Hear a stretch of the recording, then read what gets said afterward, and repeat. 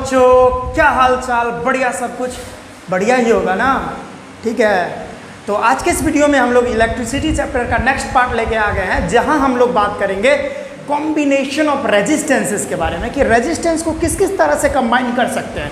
ठीक है, तो चलिए बिना समय बर्बाद किए हुए कॉम्बिनेशन ऑफ रेजिस्टेंसेस के बारे में पढ़ते हैं। Combination of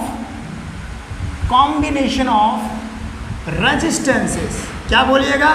resistances. जोश में बोलिएगा रेजिस्टेंसेस, रेजिस्टेंसेस। यस, एकदम पूरे जोश में रहना है, तब पढ़ाई में बहुत आनंद रहेगा। एक्टिव रहना है, एक्टिव। चलिए कॉम्बिनेशन ऑफ रेजिस्टेंसेस के बारे में हम लोग देख लेते हैं। Combination of resistances. अब रेजिस्टेंस को दो तरह से कंबाइन किया जा सकता है। किस किस तरह से भाई? एक सीरीज कॉम्बिनेशन, यानी सीरीज कॉम्बिनेशन की तरह किया जा सकता है, और एक पैरेलल कॉम्बिनेशन की तरह किया जा सकता है। पैरेलल कॉम्बिनेशन लिख सकते हो डायरेक्ट, नहीं यहाँ पर सीरीज या यहाँ पे कॉम्बिनेशन आ गया समझ में, कॉम्बिनेशन। तो पहली तो बात हम करने वाले हैं सीरीज कॉम्बिनेशन की। सीरीज कॉम्बिनेशन की क्या होता है सीरीज कॉम्बिनेशन? अगर आप लोग बुक में पढ़ रखे हैं तो कमेंट में ज़रूर बताएं कि सीरीज कॉम्बिनेशन क्या होता है। पहले तो हम बात कर लेते हैं कि जो सीरीज कॉम्बिनेशन होता है ना, वो एक कतार में जुड़ा रहेगा। तो पहला नंबर तो इसमें आई जो होता है, यानी करंट जो होता है वो सेम होता है, करंट की वैल्यू उसमें सेम होती है। अगला जो है पोटेंशियल डिफरेंस जो होता है, यानी पोटेंशियल डिफरेंस जो होता है वो वेरी करता है, बोले तो डिफरेंट होता है, डिफरेंट। ओके, अब अगली बात जो है वो क्या होता है कि दो रेजिस्टेंसेस के बीच में एक ही सिंगल कॉमन पॉइंट होता है। तो डायरेक्ट हम लिख सकते हैं सिंगल कॉमन पॉइंट। टेंशन नहीं लीजिए, बता रहा हूँ, single common point. Single common point कैसे? तो देखिए पहले एक हम बना लेते हैं इस तरीके से, ताकि आपको अच्छे से समझ में आ जाए। पहला रेजिस्टेंस, ये दूसरा, ये तीसरा। चलिए अच्छा तो नहीं बना है, फिर भी कोई बात नहीं है, हमको समझना है टॉपिक को। ये वोल्टेज यानी पोटेंशियल डिफरेंस, ये पॉजिटिव, बड़ा वाला साइड पॉजिटिव, छोटा वाला निगेटिव। इस रेजिस्टेंस को R1 मान लेते हैं, इसको R2, इसको R3 मान लेते हैं। आराम से देखते जाएंगे हम लोग। अब इधर पॉजिटिव से निगेटिव क्या जाता है? इलेक्ट्रिक करंट, और निगेटिव से पॉजिटिव इलेक्ट्रॉन जाता है। ये अगर आप लोग नहीं पढ़े हैं, अगर हम नहीं पढ़ा है तो यहाँ पे मैं लिख देता हूँ कि पॉजिटिव टू निगेटिव क्या जाता है भाई? इलेक्ट्रिक करंट फ्लो करता है, आई फ्लो करता है इलेक्ट्रिक करंट। और निगेटिव से पॉजिटिव हमारा इलेक्ट्रॉन फ्लो करते हैं। अब ये जो है ना, इसका पुख्ता सबूत है नहीं, ये कन्वेंशन है, ऐसा साइंटिस्ट लोग मानते हैं, तो हम लोग भी मान रहे हैं भाई। ऐसा साइंटिस्ट मानते हैं, हम लोग भी मान रहे हैं। ठीक है, वो यहाँ अच्छे से नहीं बना, इसको बना लेते हैं, क्या दिक्कत है भी। चलिए, तो अब आप ध्यान दीजिए, अगर पॉजिटिव से निगेटिव अगर इलेक्ट्रिक करंट फ्लो करता है तो ये हमारा इलेक्ट्रिक करंट होगा आई। तो आप ध्यान दीजिए, इधर से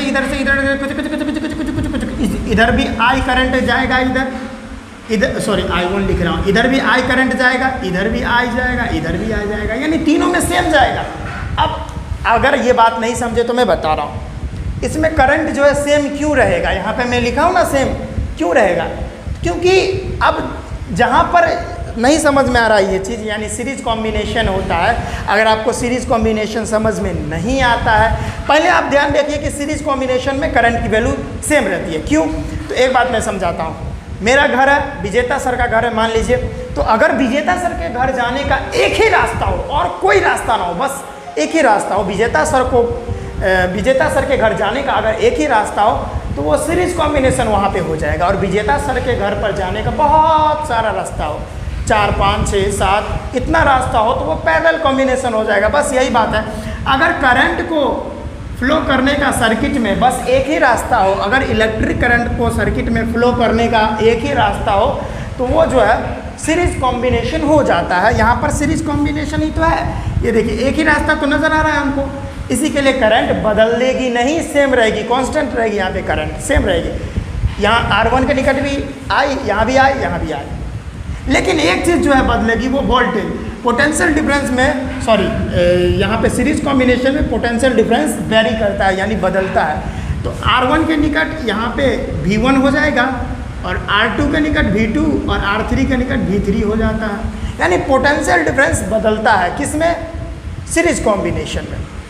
अब मैंने ये सिंगल कॉमन पॉइंट क्यों बताया कि दो रेजिस्टेंस जो होता है ना सीरीज कॉम्बिनेशन में, या अधिक रेजिस्टेंस भी, लेकिन हम दो रेजिस्टेंस का बात कर रहे हैं। अगर बात करें हम R1 की, R2 की, तो इस दोनों रेजिस्टेंस के बीच का कॉमन पॉइंट तो एक ही ना होगा, यही ना कॉमन पॉइंट होगा, यानी ये सिंगल कॉमन पॉइंट हो गया। Single common point, single common point, अच्छे से लिख लीजिए भाई, पॉइंट। ठीक है, दो रेजिस्टेंस के बीच में कॉमन पॉइंट सिंगल, इसी के लिए मैंने लिख दिया सिंगल कॉमन पॉइंट। समझ में आ रहा है? ये तीनों बात सीरीज कॉम्बिनेशन का समझ में आ गया है आपको। अगर यहाँ पर भी यानी भी है, तो इसको मिला के जो मान के चलिए, अगर यहाँ पर 6 वोल्ट है, तो मान लेते हैं आप, ये डायरेक्ट हम मान लेते हैं, अगर यहाँ पे 3 वोल्ट हुआ, यहाँ पे 3 वोल्ट जाएगा, यहाँ पे 2 वोल्ट जाएगा, और यहाँ पे 1 वोल्ट जाएगा। ठीक है, ये बात समझिए। और टोटल मिला के जो हमारा वोल्टेज होगा वो 6 वोल्ट ही होगा। ये देखिए, भले कितना हो जाए, V1 हो जाए, V2 हो जाए, V3 हो जाए, वेरी करेगा पोटेंशियल डिफरेंस, लेकिन टोटल मिला के इसके इक्वल होना चाहिए। ठीक है, तो इतना बात आई थिंक आपको समझ में आया होगा कि पोटेंशियल डिफरेंस सीरीज कॉम्बिनेशन में वेरी करता है, लेकिन करंट सेम होता है, और दो रेजिस्टेंसेस के बीच का कॉमन पॉइंट एक ही होता है। किसमें? तो सीरीज कॉम्बिनेशन में। इतना उतारिए, अब इसको मिटाते हैं। इसको इसीलिए मिटा रहे हैं क्योंकि अब यहाँ पे सीरीज कॉम्बिनेशन का एक फार्मूला डिराइव करने हम लोग जा रहे हैं। वो फार्मूला बहुत ही इंपॉर्टेंट है, एग्जाम में बहुत काम देता है। तो जल्दी इसको लिख लीजिए, छाप लीजिए, उतार लीजिए, जो करना है करिए, लेकिन जल्दी कीजिए। चलिए, आई थिंक हो गया है। ओ 1 2 3 4 5 6 7 8 9 10 11, जल्दी लिखिए, जल्दी लिखिए मेरे प्यारे स्टूडेंट, जल्दी लिख लीजिए इस चीज़ को। चलिए, लिख लिया? चलिए। हो अभी तो सीरीज कॉम्बिनेशन का फॉर्मूला हम लोग डिराइव करेंगे। अच्छी बात है सर। चलिए, सीरीज कॉम्बिनेशन का हम लोग फॉर्मूला डिराइव कर लेते हैं।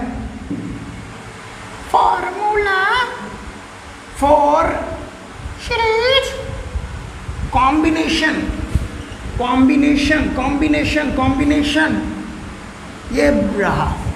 अब पहले मैं बता देता हूँ कि सीरीज कॉम्बिनेशन का जो फॉर्मूला होता है वो होता है R equivalent equal to R1 plus R2 plus R3 plus R4 plus R5 जहाँ तक चल जाए, तो हम डायरेक्ट लिख देते हैं Rn, n टाइम्स तक यहाँ पे जुड़ते रहता है। यानी जितने सारे रेजिस्टेंस आते जाएंगे वो n टाइम्स तक जुड़ते जाएंगे। तो ये सीरीज कॉम्बिनेशन का इस तरह से कंबाइन होता है रेजिस्टेंस। तो ये फार्मूला हम लोग को डिराइव करना है, तो इसके लिए हमको सर्किट डायग्राम बनाना पड़ेगा। तो चलिए भाई, बना लेता हूँ मैं। ये रहा, इसमें रेजिस्टेंस को जोड़ता हूँ। ये पहला रेजिस्टेंस, ये दूसरा रेजिस्टेंस, ये तीसरा रेजिस्टेंस, इस तरीके से जुड़ जाएगा। यहाँ पे इसको मान लेता हूँ मैं R1, इसको मान लेता हूँ मैं R2, इसको मान लेता हूँ मैं R3, इसको मैं मान लेता हूँ V। अब ये पॉजिटिव है, ये निगेटिव है, तो पॉजिटिव से निगेटिव इलेक्ट्रिक करंट फ्लो करता है, और निगेटिव से पॉजिटिव इलेक्ट्रॉन फ्लो करता है। ओके, ठीक है। तो यहाँ पे तो ये I रह गया। तो जाहिर सी बात है कि करंट को जाने का एक ही रास्ता है, तो सब में करंट सेम रहने वाला है, जाहिर सी बात है। लेकिन पोटेंशियल डिफरेंस बदलेगा। यहाँ पर जो है पोटेंशियल डिफरेंस V1 हो सकता है, यहाँ पे V2 और यहाँ पे V3 हो जाएगा। अच्छी बात है सर। तो यहाँ पर से एक इक्वेशन बन सकता है ना जी। एक इक्वेशन क्या बन जाएगा? V equal to V1 plus V2 plus V3। अब इसको इक्वेशन हम फर्स्ट मान लेते हैं। बन सकता है ना? ये देखिए, इस यहाँ से तो बन जाएगा, तो बना लिया हम लोग। अब अकॉर्डिंग टू ओम्स लॉ हम लोग क्या जानते हैं? अकॉर्डिंग टू ओम्स लॉ हम लोग जानते हैं V equal to I times R। इसको इक्वेशन सेकंड मान लेते हैं। अब देखिए, अगर हम बात करेंगे V1 की, V1 के निकट देखिए रेजिस्टेंस R1 है और करंट सेम है, तो डायरेक्ट लिख दीजिए आप, करंट सेम है यानी I और इंटू R1। चलिए भाई, बढ़िया, इक्वेशन थर्ड मान लेते हैं। V2 के निकट देखिए, V2 के निकट रेजिस्टेंस वेरी कर गया, R2 आ गया, लेकिन करंट तो सेम ही होगा, सब में सेम ही करंट जाएगा, तो डायरेक्ट लिख लीजिए I इंटू R2। बढ़िया बात है सर। इक्वेशन फोर्थ बना लीजिए। V3 के निकट वही बात है, I कांस्टेंट और रेजिस्टेंस R3। इसको इक्वेशन फास्ट। अब putting the value of, direct लिखते चलिए, पुटिंग द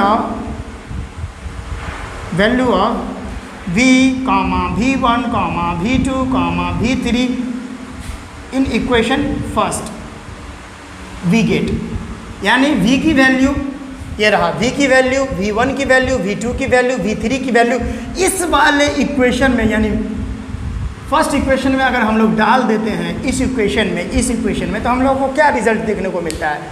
तो अच्छी बात है ना, कर लेते हैं हम लोग। तो v1 सॉरी ये कॉमा है, v1 नहीं मान लीजिए, ये कॉमा है, तो v की वैल्यू कितनी है, v की वैल्यू यहाँ पे i इंटू आर है, तो डायरेक्ट लिख लीजिए i इंटू आर। इसमें डाल रहे हैं हम लोग, तो v की वैल्यू यहाँ पे i इंटू आर है, तो यहाँ पे लिख लिया। अब इजकल टू है तो इजकल टू v1 की वैल्यू देखिए i इंटू आर वन, फिर प्लस में v2 की वैल्यू यहाँ पे रही i इंटू R2, आराम से करते जाइए। अब यहाँ पे v3 है तो v3 की वैल्यू प्लस में i इंटू R3 है, यहाँ पे प्लस था तो यहाँ पे प्लस दे दिया। अब इसको ब्रैकेट लगा दीजिए ताकि आपको आसानी हो जाए। i इंटू R1 सीधा उतार लीजिए, यहाँ पर देखिए i तीनों में कॉमन है तो निकाल लीजिए इसको। अब अगर i निकाल लीजिएगा तो ये R1 R2 R3 बच जाएगा, तो R1 plus R2 plus R3। अब ये i से i मर गया, तो अब देखिए क्या हो जाएगा, r equal to R1 plus R2 plus R3। अब ये तीनों रेजिस्टेंस मिला के ये सीधा r हो रहा है, तो r इक्विवेलेंट हम लोग लिख लेंगे, तो हमारा फॉर्मूला यहाँ पे प्रूफ हो गया है। अब यहाँ पे आप कहिएगा सर यहाँ पर n टाइम्स आप लिखे, तो हम यहाँ पे 3 रेजिस्टेंस लिए, यहाँ पे इसी के लिए 3 रेजिस्टेंस तक आए। अगर n टाइम्स तक लेते तो dot dot dot dot dot dot r n times तक हो जाता। ठीक है, तो ये था फॉर्मूला और जो कि प्रूफ हो चुका है। आई थिंक आपको अगर समझ में आया होगा तो बहुत अच्छी बात है, अगर नहीं आया तो हमको पीछे कीजिए, बैक करते रहिए, 2-4 बार देखिए, समझ में आ जाएगा। क्योंकि आपको देखना ही पड़ेगा, नहीं देखने का कोई चांस नहीं है, क्योंकि ये एग्ज़ाम में आता है और इससे अच्छे अच्छे सवाल फंसते हैं। इस ये फॉर्मूला से बहुत अच्छे अच्छे सवाल फंसते हैं, तो आपको आना चाहिए ना, आएगा तभी तो आप कर सकते हो सवाल, अच्छे अच्छे सवाल फंसते हैं। तो ये चीज़ उतार लीजिए, छाप लीजिए, फाड़ दीजिए, जो करना है कीजिए, लेकिन जल्दी उतारिए, जल्दी उतारिए। चलिए उतार लिए है, बढ़िया बात है।